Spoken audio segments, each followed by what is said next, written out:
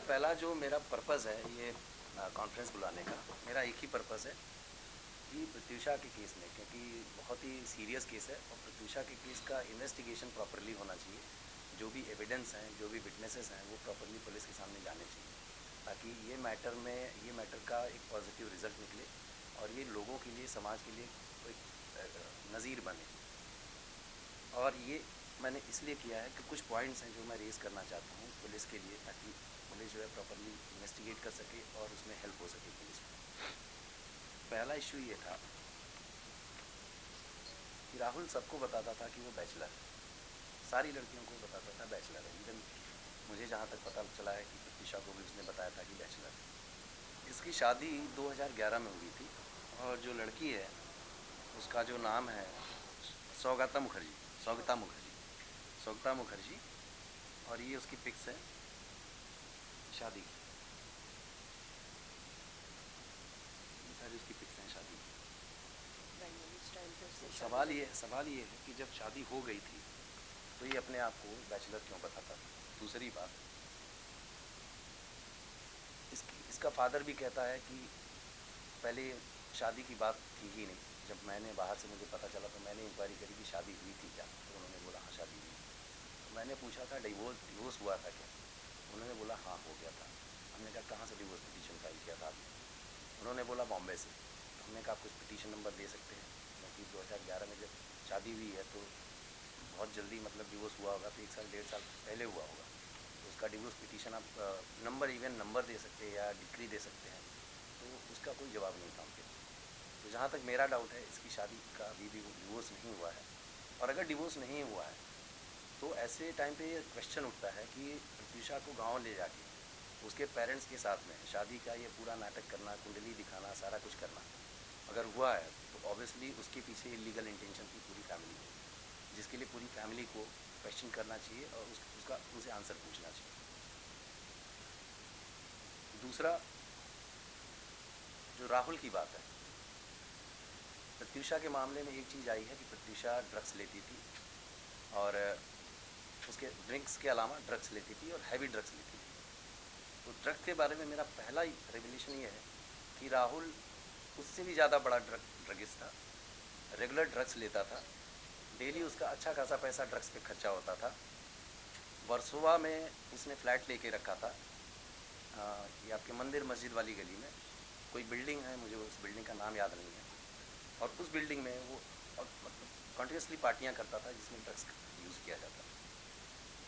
Drugs का दूसरा connection मैं वो करना चाहता हूँ कि प्रत्यूषा के मेडिकल रिपोर्ट से या डायरेक्ट या इनडायरेक्ट एविडेंस से ये पता किया जा सकता है कि प्रत्यूषा ने ड्रग्स कब से कंज्यूम करना शुरू किया, राहुल राज से मिलने के पहले या राहुल राज से मिलने के बाद। जहाँ तक मेरा कहना है, प्रत्यूषा जब तक राहुल से नहीं मिली थी वो ड्रग्स नहीं लेती थी। राहुल से मिलने के बाद ही उसको ड्रग्स दिया जाने लगा और उसके बाद उसको ड्रग्स की आदत पड़ी। राहुल का जो मोडस ऑपरेंडी था, बहुत सारी लड़कियों को फंसा के उनका पैसा ऐंठना, उनका शारीरिक शोषण करना, वो इस वे में होता था कि पहले वो लड़कियों के सामने बहुत ही बढ़िया पिक्चर को गलत बनाता था, उनको इम्प्रेस करता था। उसके बाद उनको धीरे धीरे जब दोस्ती गहरी हो जाती थी तो ड्रग्स देना शुरू करता था, और बाद में जैसे लड़कियां ड्रग्स की एडिक्ट हो जाती थी फिर उनसे पैसे एक्सपेक्ट करना शुरू करता था, और जैसे ही लड़की के पास पैसा ख़त्म हो गया तो कोशिश करता था वो कहीं और से उधार मांग के ले आए ताकि उसका काम चलता रहे। जैसे ही लड़की, जिसको राहुल को लगता था कि अब लड़की किसी काम की नहीं है तो पैसा कहीं से नहीं मिल सकता, तो उसको थ्रो आउट कर देता। जहाँ तक 31 मार्च की रात की बात है, 1 तारीख को प्रत्यूषा ने करीब 2:30 से 3 बजे के आसपास उसने सुसाइड किया। जहाँ तक एक केस है प्रोसिक्यूशन का या राहुल का, किसी का भी, जो भी टाइमिंग है, उसकी रात को उसने बोला है सबको कि मैं 31 नाइट को घर में हाउस पार्टी कर रहा था। तो सबसे बड़ा सवाल ये उठता है, एक क्वाइट ऑब्वियस रीज़न है कि कोई भी घर में पार्टी करेगा तो उसका एक स्टैंडर्ड टाइमिंग होता है 8 बजे, 9 बजे, 10 बजे, 11 बजे, लेट टू लेट 12 बजे पार्टी शुरू होती है। मेरा कहना ये है, और जो मेरे पास में इन्फॉर्मेशन आई है उसके हिसाब से ये बंदा एक लड़की के साथ में बोरा बोरा रेस्टोरेंट, जो अंधेरी वेस्ट में लिंक रोड पे है, फन रिपब्लिक के पास में, 1:30 बजे तक वहाँ पे था। तो मेरी पुलिस से एक रिक्वेस्ट है कि सबसे पहले वहाँ का CCTV फुटेज मंगाया जाए और ये अश्योर्ड किया जाए कि ये बंदा उस लड़की के साथ में 1:30 बजे तक वहाँ पे था। उसके बाद बाहर निकल के उस लड़की ने इससे बहुत सारी लड़ाई करी है। इसके बाद ये लोग कहाँ गए कहाँ नहीं गए उसका पता नहीं। नहीं, प्रत्युषा नहीं। प्रत्युषा मैं बता रहा हूँ, उसका गेटअप जो था, एक लेडी जो थी ब्लैक गाउन पहनी थी, बैकलेस गाउन था ब्लैक कलर का, ब्राउन हेयर थे और एक हैंगिंग बैग लिया हुआ था उसने। ये जो एक डिस्क्रिप्शन था वो लेडी का जो उसके साथ में थी वो थी। एंड ऑब्वियसली नो डाउट वो प्रत्युषा नहीं थी। अब ये फाइंड आउट करना है कि वो सलोनी थी या कोई और लड़की थी।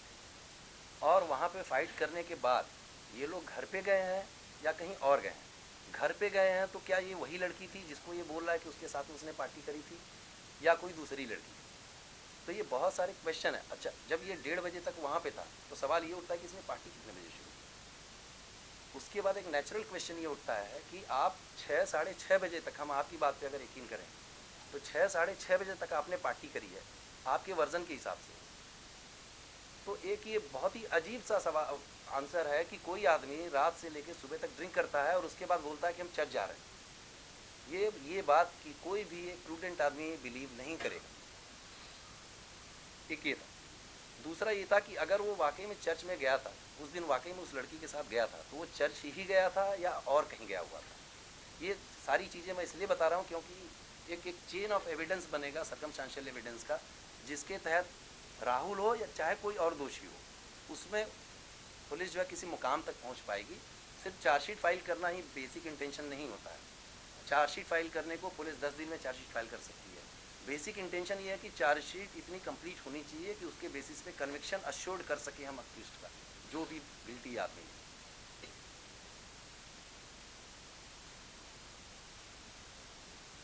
सबसे बड़ा क्वेश्चन ये है कि राहुल की स्टोरी के हिसाब से प्रत्युषा ने रात भर ड्रिंक करी पार्टी में, उसके बाद ये सुबह आया, सुबह इसने ये चला गया चर्च में, चर्च से वापस आया, उसके बाद ये सो गया। सोने के बाद ये करीब 1:30 के आसपास उठा, तब भी इसको लगा, उसने देखा कि प्रत्युषा ड्रिंक कर रही थी। इसका मतलब है कि प्रत्युषा ने उस दिन इतना ज़्यादा ड्रिंक करके रखा था कि कितना बड़ा भी ड्रिंकर हो वो अपने सेंसेस में नहीं रहेगा। जब इंसान अपने सेंसेस में नहीं, एक टाइम को हम इमेजिन कर सकते हैं कि ड्रग लेने वाला आदमी अपने सेंसेस में रहता है, लेकिन ड्रिंक करने वाला आदमी इतना हैवी ड्रिंक करने के बाद अपने सेंसेस में नहीं रहेगा। तो सवाल ये उठता है कि कितनी हाइट पे सीलिंग फैन लगा है, उस लड़की की हाइट और प्लस स्टूल है या सोफ़ा है, आप उसको वो करिए और आइडिया लगाइए कि वो लड़की फांसी लगा सकती है या नहीं लगा सकती है। और सबसे बड़ा क्वेश्चन ये है कि प्रत्युषा के, जो मैंने फ़ोटो देखी है, प्रत्युषा के यहाँ पे और यहाँ पे उसको चोट के निशान है। तो सबसे पहला मेरा एक रिक्वेस्ट है पुलिस से कि इसको सिर्फ और सिर्फ सुसाइड एंगल से इन्वेस्टिगेट मत करिए। ये मर्डर का भी केस हो सकता है और उसके लिए जेन्युइन रीज़न है सस्पिशन करने के लिए, संदेह करने के लिए। अब सवाल ये उठता है कि उसकी स्टोरी के हिसाब से दो पॉसिबिलिटीज़ हैं। एक तो ये हो सकती है कि ऑब्वियसली उसने अपने आप को हैंग किया है, जो मुझे पॉसिबल नहीं लगता है।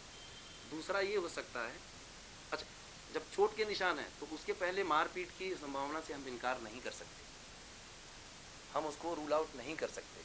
हमको ये मान के चलना होगा कि उस दिन मारपीट हुई थी, उसके साथ मारपीट हुई थी, तो किसने करी उसके साथ में मारपीट। सबसे बड़ा क्वेश्चन ये है कि सो के उठने के बाद राहुल किस पर्पज से बाहर गया था 1 घंटे के लिए, आधे घंटे के लिए। कहीं ये सोची समझी साजिश तो नहीं है कि बाहर जाने के बाद ही is trying to contact her, record वो क्रिएट कर रहा है, मैसेजेस भेज रहा है, where are you baby, why you are not responding me, फिर दरवाजे पे आके बेल कर रहा है, रिंग मार रहा है, मैसेजेस भेज रहा है। तो कहीं ऐसा तो नहीं है कि उसने ही हैंगिंग करके, ये मैं पॉसिबिलिटी बता रहा हूँ, मैं एलिगेशन नहीं कर रहा हूँ, मैं इसलिए बता रहा हूँ कि इस एंगल से भी इस केस का इन्वेस्टिगेशन होना बहुत ज़रूरी है। कहीं ऐसा तो नहीं है कि उस लड़की को लटकाने के बाद वो बाहर गया है और उसके बाद वापस आने के बाद ये सारी चीज़ें क्रिएट की गई। तीसरी बात, पोस्टमार्टम रिपोर्ट में मैं ये जानना चाहूँगा कि जो प्रत्युषा को गले में जो निशान है हैंगिंग के, उसकी एज क्या है। कितने घंटे पुराने मार्क थे वो फाइंड आउट किया जा सकता है। और मैं अश्योर्ड हूँ कि डॉक्टर ने उसकी एज जो है, जो जो उसके मार्क्स हैं उसकी वो की होगी। साइमल्टेनियसली उसके जो यहाँ पे और यहाँ पे चोट के निशान थे, डेफिनेटली वो पोस्टमार्टम रिपोर्ट में आना चाहिए, आया होगा। और आया है तो उस चोट के निशान का एज क्या है, उस चोट के निशान का एज और हैंगिंग के निशान का एज दोनों साइमल्टेनियसली हुए थे या अलग अलग टाइम पे हुए थे, ये बहुत इंपॉर्टेंट चीज़ है। एक चीज़ मैं और कहना चाहूँगा, राहुल कहता है कि उसका सलोनी से कोई कांटेक्ट नहीं। मैं अश्योर्ड होकर कहना चाहूँगा कि सलोनी उसके साथ में बराबर कांटेक्ट में है। इवन आज उसने आसिफ अली को फ़ोन किया, जो कल आज तक पे उसने जो इंटरव्यू दे रहा था, आज भी उसने आसिफ अली को फ़ोन किया।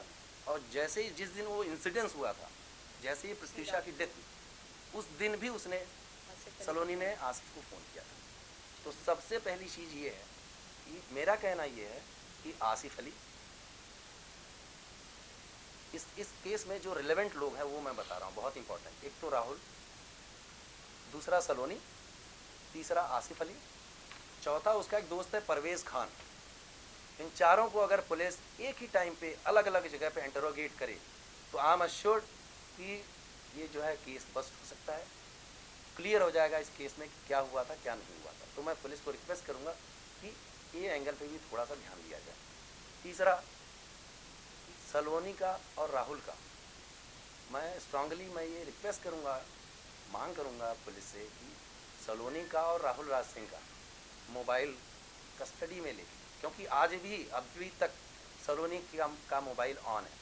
मुझे ये समझ में नहीं आ रहा है कि सलोनी के ऊपर इतनी उंगली उठ रही है, शुरू से ही उसके माँ बाप, उसके वेल विशर्स, उसके फ्रेंड्स प्रत्यूषा के, सब ने उंगली उठाई है सलोनी के ऊपर। तो मुझे अब तक एक बात समझ में नहीं आई कि ये घटना 1 तारीख की थी और आज 7 तारीख हो गई है, पुलिस उसको इतना टाइम क्यों दे रही है, इसके बावजूद भी कि she is not absconding, she is available, वो सबसे बात कर रही है, सबको मैसेज कर रही है। तो रीज़न क्या है कि उसको अब तक पुलिस ने इंटरोगेट नहीं किया है, वो मैं जानना चाहूँगा। और मैं पुलिस को कहना चाहूँगा उसको जितनी जल्दी हो सकता है उसको आप इंटरोगेट करिए और स्ट्रिक्टली इंटरोगेट करिए।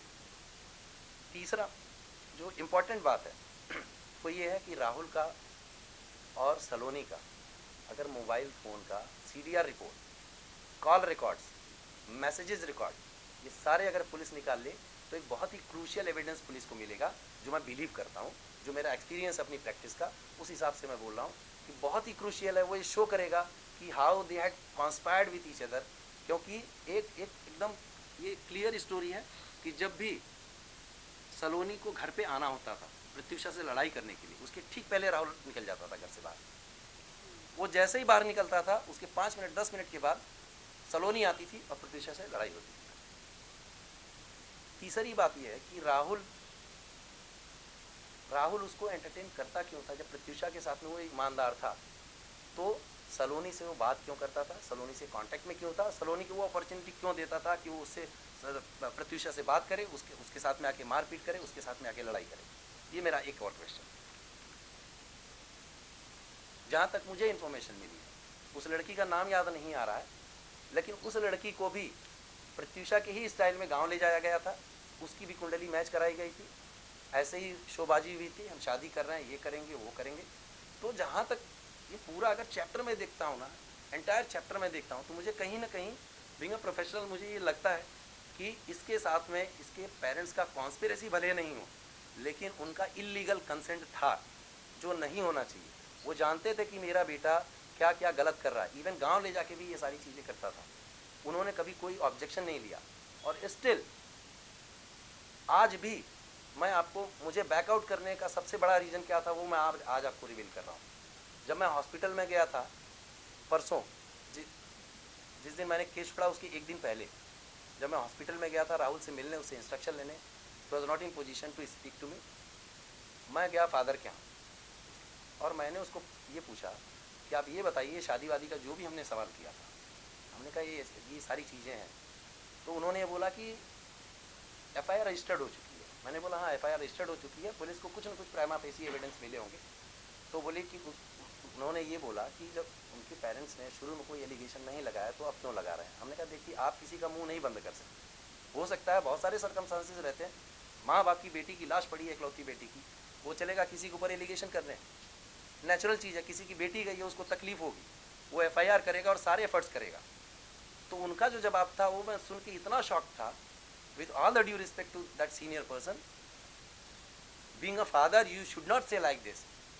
आपने बोला था कि कोई किसी की लड़की मरे या जिए मुझसे कोई मतलब नहीं है, मेरा बेटा सही रहना चाहिए, बस मेरे लिए यही इंपॉर्टेंट चीज़ है। ये जो उनका डायलॉग था, ये मेरा केस छोड़ने का सबसे बड़ा रीज़न था कि किसी की बेटी मरी है, आप अपने बेटे को जरा सा ये भी नहीं बोल रहे कि तू गलत है। नॉट मतलब लीगली भले गलत नहीं हो, लेकिन मोरली तो गलत था। आप एक जिम्मेदार माँ बाप अपने के नाते उसको बोल तो सकते थे। ये मेरा बेसिक रीज़न था केस छोड़ने का। एक और चीज़ है जो इन्वेस्टिगेशन पॉइंट ऑफ व्यू से बहुत इंपॉर्टेंट है, वो ये है कि एडमिटेड फैक्ट है कि राहुल कुछ नहीं करता था। राहुल ने 6-7 साल पहले एक छोटी सी भोजपुरी मूवी बनाई थी जो आज तक रिलीज़ नहीं की। उसके साथ में ये एज अ प्रोड्यूसर ये आसिफ अली भी था। उसके बाद राहुल ने कभी भी कोई काम नहीं किया, ये एकदम एडमिटेड फैक्ट है।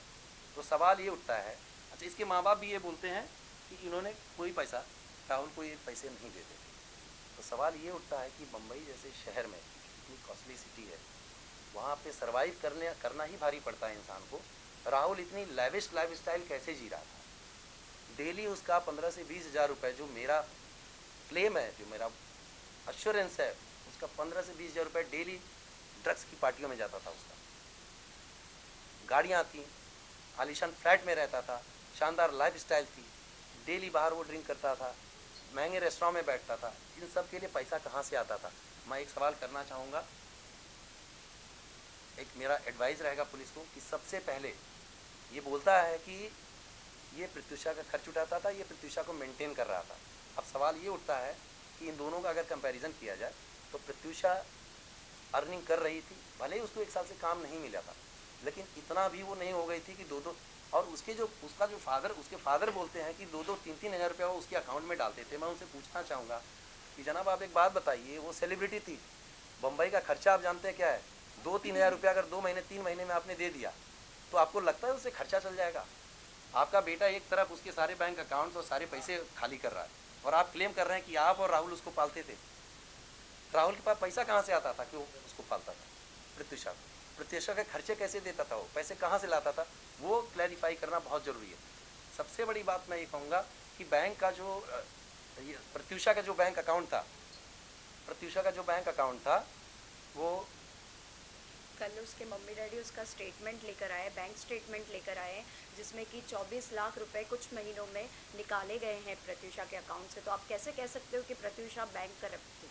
प्रत्युषा के अकाउंट में तो ऑलरेडी पैसे थे जो कि विड्रॉ किए गए हैं, और अभी हम उस चीज़ की मांग कर रहे हैं बैंक वालों से कि हमें उसके सारे CCTV फुटेज चाहिए। मैं उसमें एक बात जो एविडेंशियली वैल्यू रखने वाली बात जो होती है कि पुलिस एक ये भी मेरा एक एडवाइस है पुलिस को कि आप जितने भी बैंक अकाउंट से आप इजीली फाइंड आउट कर सकते हैं कि प्रत्युषा के कितने बैंक अकाउंट से लाइफ इंश्योरेंस था या नहीं था, बॉन्ड से, म्यूचुअल बॉन्ड से या शेयर्स थे, जो भी उसने कमाया या नहीं कमाया, जितने भी बैंक अकाउंट से उसके उसमें जितने पैसे थे, CCTV फुटेज से, ATM जो सेंटर होते हैं और बैंक, उसके CCTV फुटेज से आप ये पता करिए कि रेगुलर उसका बैंक अकाउंट से विड्रॉवल या ऑपरेट कौन करता था।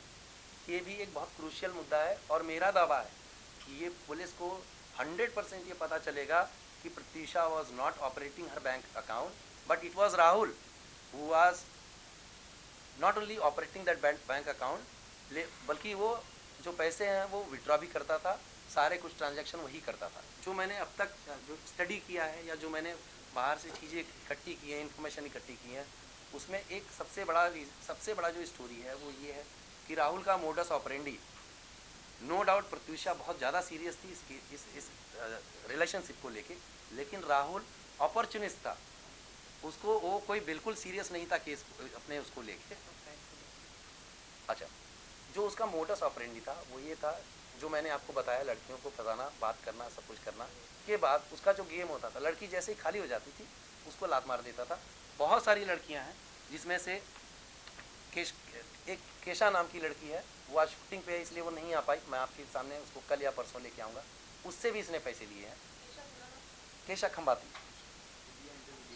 हाँ, और वो फिर आएगी आपके सामने बहुत डिटेल में बात करने, और कई सारी चीज़ें, बहुत सारे राज वो भी खोलेगी। प्रत्यूषा के केस में भी यही हुआ है, क्योंकि सलोनी इस टाइप की लड़की है कि राहुल जितनी लड़कियों को फंसाता था उससे एकदम अलग सलोनी है। राहुल को ये मालूम था मैं सबको छोड़ सकता हूँ, लेकिन सलोनी को जिस दिन छोड़ूंगा ये मुझे बर्बाद कर देगी। डर से ही सही ये सलोनी की कांटेक्ट में था और उसको छोड़ना नहीं चाहता था। यहाँ पे जो मेन रीज़न ये है कि प्रत्यूषा को भी बाकी भोली भाली लड़कियों की तरह ही फंसाया गया, उसके सारे पैसे लूट लिए गए, उसको कंगाल बना दिया गया। इसके चक्कर में प्रत्यूषा ने क्या किया था कि उसका जो भी सराउंडिंग था, उसके जो भी फ्रेंड सर्कल था, या पेरेंट्स, इवन पेरेंट्स को वो अलाउ नहीं करती थी अपने घर में आने के लिए। वो बोलती थी कि राहुल को अच्छा नहीं लगता, आप मत आया करिए। तो उसने इसके चक्कर में ना सिर्फ अपना प्रोफेशन बल्कि उसके आसपास का जो सर्कल था उससे भी कट ऑफ हो गई थी। तो अगर ये सुसाइड है तो इसका जो बेसिक रीज़न है वो हो सकता है, वो मैं वो बता रहा हूँ। इसने अपने आप को सारी तरफ से कट ऑफ कर लिया। तो घटना के दिन तक उसके पास में कोई ऐसा फ्रेंड नहीं था जो उसके साथ में खड़ा हो सके। क्यों? क्योंकि उसने खुद ही कट ऑफ कर दिया था। इसमें दोस्तों की गलती नहीं थी। दोस्त भी उसको बहुत समझाते थे, he is not a good man, just come out from that. लेकिन उसको इतना बिलीव था कि वो बाहर नहीं आ पाई। अब इस केस में अब एक रीज़न ये है कि वो सबसे कट ऑफ हो गई थी। दूसरा रीज़न ये है कि राहुल से वो इतना ज़्यादा मेंटली, फिजिकली और इमोशनली इन्वॉल्व हो चुकी थी कि वो बाकी और कुछ सोच ही नहीं सकती थी। तो जैसे ही उसको ये पता लगा होगा कि अब राहुल मेरी लाइफ में नहीं है, तो एक दूसरा ऑप्शन आता है कि ठीक है, एक आदमी है अपनी लाइफ में, वो चला गया, तो चलिए हम अपने काम पे कंसंट्रेट करते हैं, हम अपने फ्रेंड्स सर्कल में कंसंट्रेट करते हैं और उससे बाहर निकलते हैं। लेकिन उसके पास में वो भी ऑप्शन नहीं था, क्योंकि इसकी वजह से वो अपने सर्कल को, अपने प्रोफेशन को ऑलमोस्ट अलविदा कह चुकी। तो अगर ये सुसाइड है तो इसीलिए सुसाइड है कि इसने जब पैसा ख़त्म होने के बाद इसने उसको इग्नोर करना शुरू किया होगा। सलोनी के साथ में इसका इंटरेक्शन ज़्यादा बड़ा होगा। उसको लगा होगा कि राहुल अब मेरी लाइफ में नहीं है, आज नहीं तो कल ये मेरी लाइफ से चला जाएगा। जो वो अश्योर्ड थी, जो उसने फ्रेंड्स को बताया, मैसेजेस भेजे लोगों को, वो क्लियरली प्रूव करता है कि वो ज़िंदगी से थक गई थी। तो अगर ये सिचुएशन में अगर ये हुआ है तो मेरा कहना ये है कि ये बहुत ही सीरियस केस है, अबेटमेंट टू कमिट सुसाइड। ये हीर पटेल है, ये उन लड़कियों में से एक है जो राहुल के द्वारा ठगी का शिकार हुई है और इनसे उन्होंने 25 लाख रुपए लिए हैं। मुझसे उसने फ़िल्म के नाम पे 25 लाख रुपए लिए थे, आज से 6 साल पहले 2010 में लिए थे। जो कि उसने मुझे कहा था कि मैं फ़िल्म बनाऊंगा एक अच्छी सी। पहले तो हमारी मुलाकात हुई जब इनिशियली, तब वो मुझे बहुत अच्छे से मिला। जैसे कि मैं तब एक्टिंग क्लासेस करती थी आशा चंद्रा के यहाँ पर, तो बस मैं तो बिल्कुल नहीं थी इस इंडस्ट्री में। तब राहुल राज सिंह, जैसे कि मुझे पता था कि माता की चौकी सीरियल में वो एज अ लीड आ रहा था, तो वो मुझे कुछ टिप्स बताता था एक्टिंग के बारे में। हाय हेलो जब हमारी शुरू हुई तब मुझे लगा कि अच्छा लड़का है, मुझे गाइड कर रहा है अच्छे से, तो मैंने उसकी बातों पे बिलीव किया। फिर धीरे धीरे उसका मेरे घर पे आना जाना शुरू हुआ, मेरी फैमिली में उसका इंटरेक्शन शुरू हुआ। फिर वो मेरे घर पे आना जाना उसने शुरू किया। उसके बाद जब एक होता है ना, एक उसने ऐसा माहौल क्रिएट किया कि वो बहुत ही अच्छा लड़का है और वो मेरा वेल विशर है। वो चाहता है कि मैं लाइफ में आगे बढ़ूँ, मेरा करियर अच्छे से एज एन एक्ट्रेस बहुत अच्छा हो। तो इस तरीके से उसने मेरे साथ मेरे घर में बिल्कुल वैसा ही माहौल क्रिएट किया। उसके बाद उसने मुझे कहा कि मेरे पास एक स्टोरी है जिसके कि बिल्कुल आई विटनेस आप कह सकते हो कि आसिफ अली उस टाइम पे रात दिन उनके साथ राहुल राज सिंह के साथ रहते थे और वो उन्हीं के घर में 24 घंटे उनके साथ रहते थे। तो उन्होंने जब मुझे कहा कि उनके पास एक स्टोरी है आज धंधा बंद है नाम की, और उन्होंने मुझे वो स्टोरी वन लाइनर स्टोरी सुनाई। उसके बाद उन्होंने कहा कि एज एन एक्ट्रेस मैं तुम्हें इसमें लॉन्च करता हूँ ही। तो मैंने कहा ठीक है। बोले क्योंकि इंडस्ट्री में तुम्हें पता है कि एक्टिंग के लिए यहाँ पर लड़कियों को कितने पापड़ बेलने पड़ते हैं, क्या क्या चीज़ें करनी पड़ती है। सो बेटर है कि तुम अपने घर के पैसे लगाओगी तो तुम्हें वो सारी चीज़ें नहीं करनी पड़ेगी और तुम एक अच्छे से एस्टाब्लिश हो जाओगी मार्केट में। कहीं ना कहीं मैं उसकी बातों से कन्विंस हो गई थी और मैंने अपने पेरेंट्स को ये चीज़ समझाई। तो अब आज क्या है कि सारे पेरेंट्स इस चीज़ के लिए रेडी होते हैं कि चलो उनकी बेटी की एक ज़िंदगी बन रही है, एक करियर खड़ा हो रहा है। तो मेरे पेरेंट्स ने भी कुछ इसी तरीके से किया कि उन्होंने राहुल पे ट्रस्ट करके उसे 25 लाख रुपए दिए मेरे लिए, मेरे करियर के लिए। उसके बाद जाके मुझे आसिफ अली ने एक न्यूज़ दी जो कि मेरे लिए बहुत ही शॉकिंग थी। अब राहुल का ये कहना है कि वो तुम्हें कुछ भी बहाना करेगा कि तुम्हें एक्टिंग नहीं आती है और वगैरह-वगैरह, कुछ भी तुम्हारे से बहाना करके तुम्हें इस फ़िल्म से आउट करेगा। और उसने बोला था, राहुल ने आसिफ़ को बोला था कि हीर के पैसे तो बोले देख लेंगे बाद में, वो कुछ मेरे से पैसे नहीं निकाल पाएगी। तो आसिफ़ ने आके मुझे बताया कि हीर तुम्हारे साथ गलत हो रहा है, और वो आज जो पैसे तुम्हारे ले चुका है 25 लाख, उसने वो पैसे कहीं भी फ़िल्म में नहीं लगाए हैं।